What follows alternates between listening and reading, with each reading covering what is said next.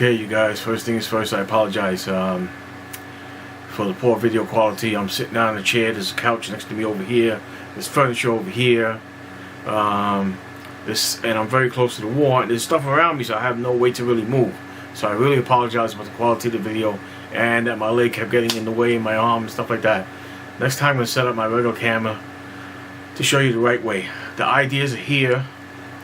But next time I do a drywall patch, I'm going to take my time and do a lot better job, okay? So I really apologize about the quality of the video and me getting in the way of the process. Basically, I describe the stuff behind the wall. Use the tip of a sawzall blade or tip of a blade. Don't just jab the whole blade in the wall and start cutting stuff. You run into electrical line or water line, you cut it, you're not going to be a happy camper, okay? Using a utility blade is not a bad idea for sharp enough to, cut your drywall. Using a level to get nice square drywall angles, so whoever comes in behind you doing the drywall, if you're a plumber or something like that, electrician, they can actually do a very quick job putting things back. Saving the material that you cut out if you can helped me tremendously here. That was a plumber who did that a while ago, and then my wife's like, well, the water buck's coming through there. I'm like, oh, okay, let me take time to take care of this. Either way, after I put my makeshift stud, a support for the drywall, so it stays nice and level and tight, doesn't move while I do my finish work, I'll put a coat of mud. I'll put the paper tape on it. I'll put another coat of mud on top of that, and I'll start leveling things out. Your first coat doesn't really come out that good. It's usually when you get to your second coat where things come out better. So when I put up part 2 of this video and I kind of sand this a little bit, maybe, or scrape it with a knife and start putting on my second coat, might even be using a wider blade, like a 14-inch blade or something like that, you'll see things come out much better. And I'm pretty sure I'm going to use my EOS on part 2, and I'm going to use manual focus so you don't get all this out of focus. It'll stay focused where it's supposed to be. So I was kind of worried about that, and sure enough it happened. So I apologize about all that, but we'll do a better job, use a better camera, better video techniques, and you'll get a better idea, illustration of what's going on. Hope you enjoyed the video either way. See you guys in the next one. Bye. Okay. Gonna do a little drywall patch here. As you guys can see, I have a live electrical line here. I have a live line here full of water and pressure.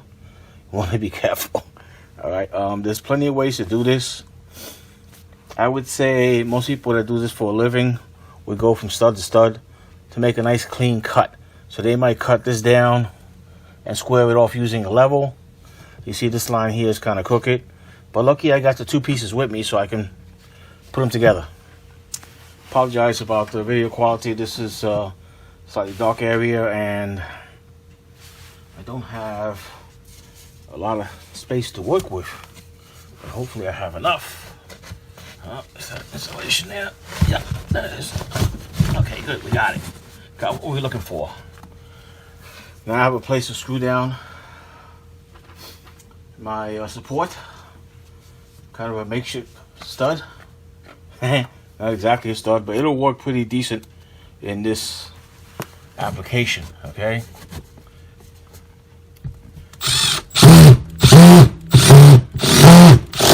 Okay. Really don't want it to move, so if I have the space, I'm gonna lower the speed on my drill a little too fast there. And I'm a little offbeat from that water, so I don't hit it. Even though these are 1.25 inches. Okay. We're gonna start getting this one in place here in a second.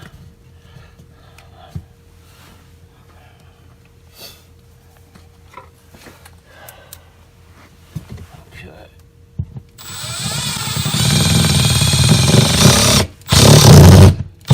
Okay. That's what I want. Want it pushed in a little bit where it'll leave a little dimple, so I can always back it out and go in a little further if I need to. Okay, that one didn't look like it hit so good.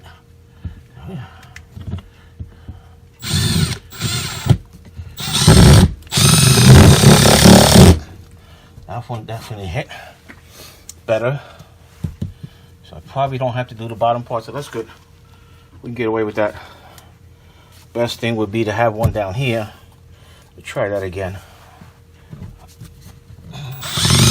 Yeah, I felt it that time. I grabbed it good. That's a much better setup.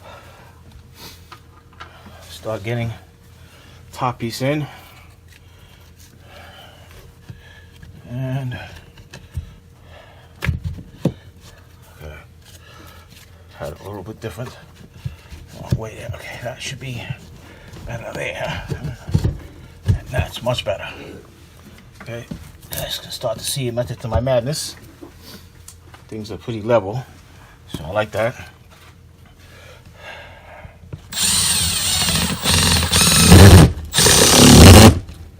Again, a little dimple in.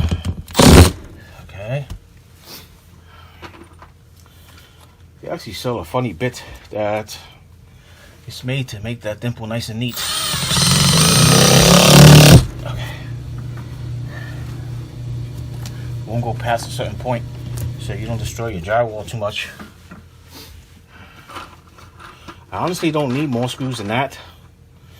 Maybe one more here and I should be good to go. Just for argument's sake. Yep, nice.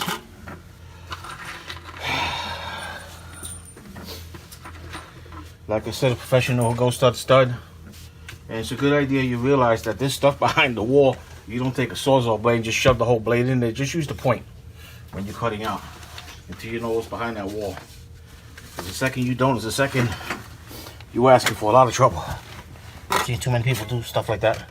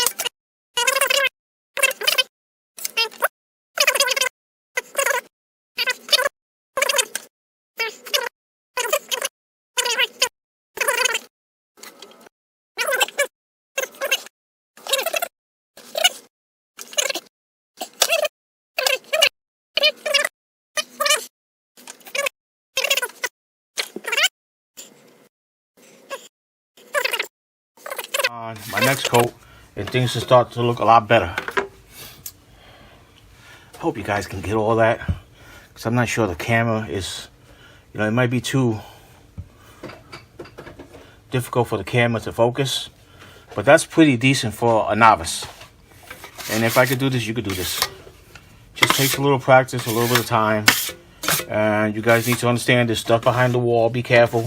Don't just start cutting stuff. If you need to find a stud, you can't find it, you don't have a stud finder, you can't necessarily listen to it for it properly, you can definitely use a magnet. So a lot of people have been doing that for ages. I've been sticking up magnets on my wall, finding a stud, just leaving it there so I know exactly where it's at. But it's an easy way to do that, very inexpensive. Even if you got a magnet on a stick, a pickup stick or something like that, it's not that difficult. Yeah, I definitely messed up a little bit, so I gotta let everything dry off. Tomorrow, everything's dry, I'll be able to pick it up, use a wet rag, and wipe everything down. But that's a satisfactory first coat. Okay, you guys got all that? All right. Fingers just help for the camera focus, just in case it can't, because I can't tell what it's doing. If I had my EOS saw, I would basically set up manual focus, and I would have better lighting. All right. Hope you guys enjoy the video. See you on the next one.